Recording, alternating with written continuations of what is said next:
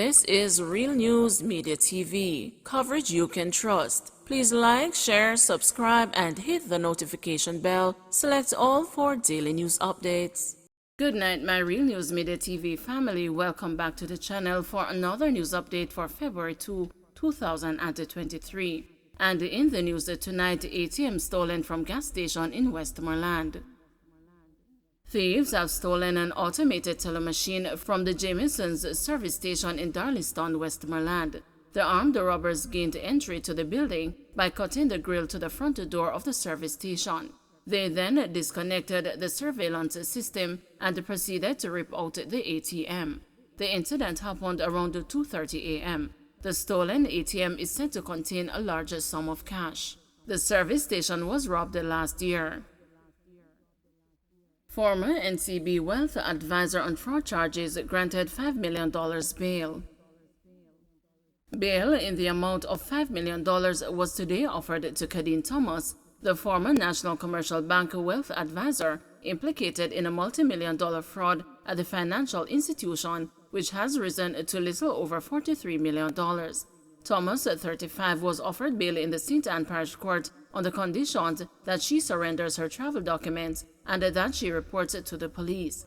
The accused, who is to return to court on May 10, was granted bail following the completion of a bail application, which was partly heard last month. Thomas was implicated in the matter following the alleged transfer of $5 million from a customer's account. A new complainant is reported to have been identified.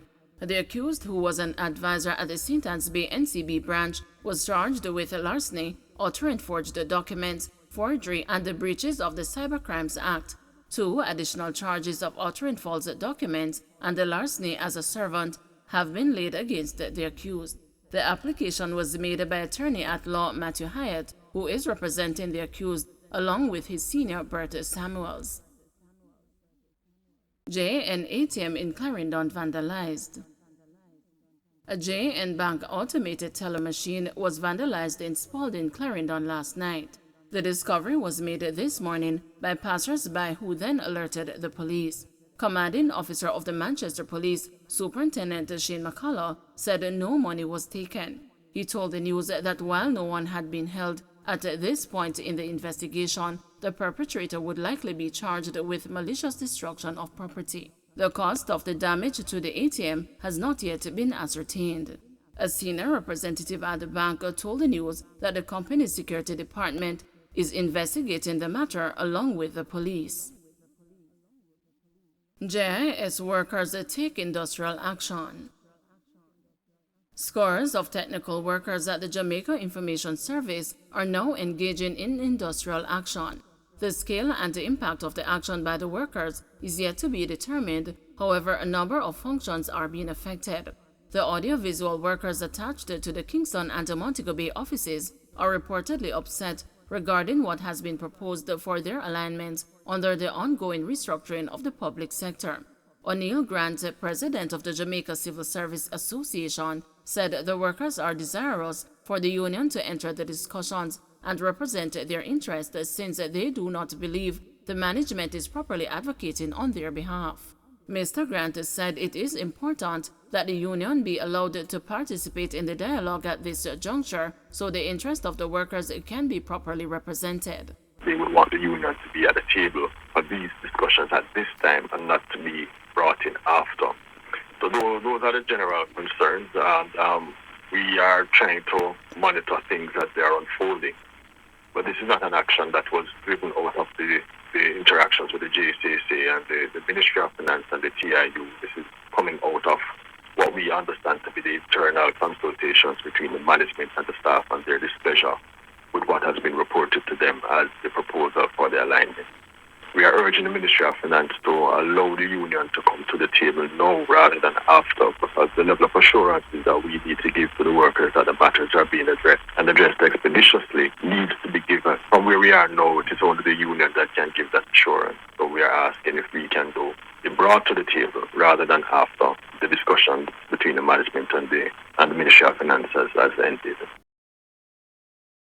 St. James, a man charged with a murder in shopping incident.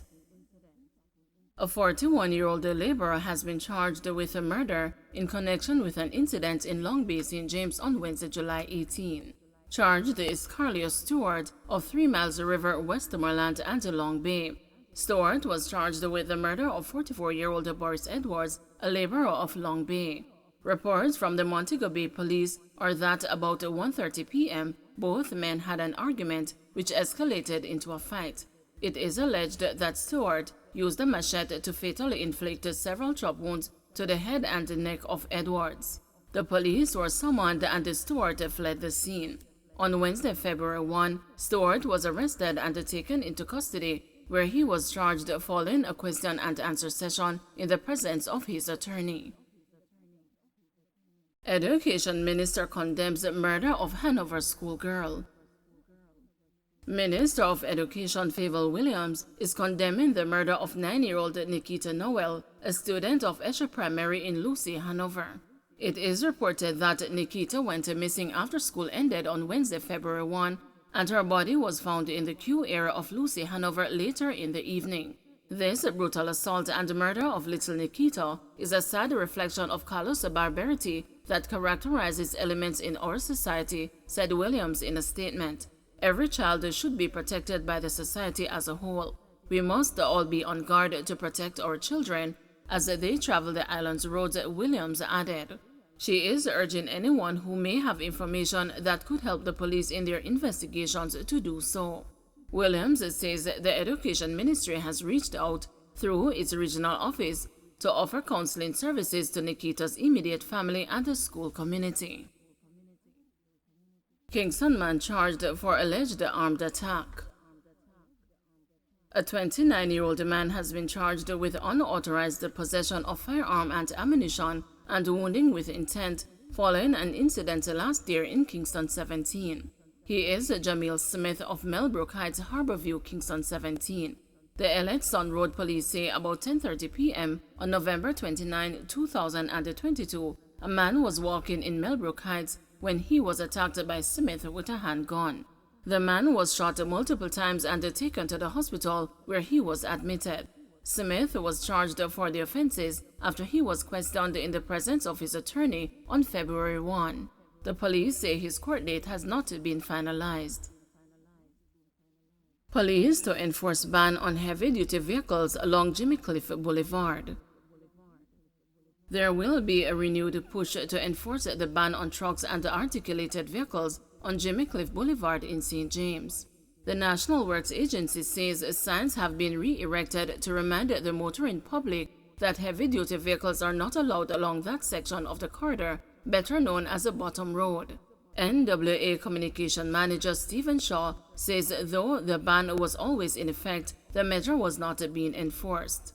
Mr. Shaw says with the new Road Traffic Act now in effect, motorists would do well to observe the ban. I want to remind those operators of large trucks, trailers, and the like that you are not to be driving along Bottom Road, Jamaica Boulevard, and Godfrey Boulevard. I know that the police are going to be on the lookout, and so you run the risk of being fined some big money for disobeying. You're expected to use Queens Drive if you're heading from downtown Montego Bay towards the Sangster International Airport and beyond, and vice versa, of course. Tons wants removal of requirement for taxis to have child seats. The Transport Operators Development Sustainable Services wants the regulations governing child restraint seats in public passenger vehicles to be reviewed.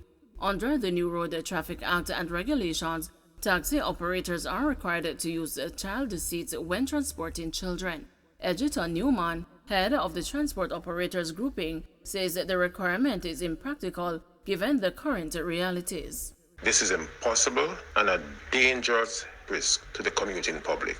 It will also allow for increased cost and less income for such operator, in that you cannot charge a child an adult fare. And so what will happen, you will see the single operator losing 25% of its daily income. We cannot allow this to happen, and Minister Shaw will have to do the right thing and review with a bid to remove this law at this time. Don't forget to like, share, subscribe, and hit the notification bell. Select all for daily news updates.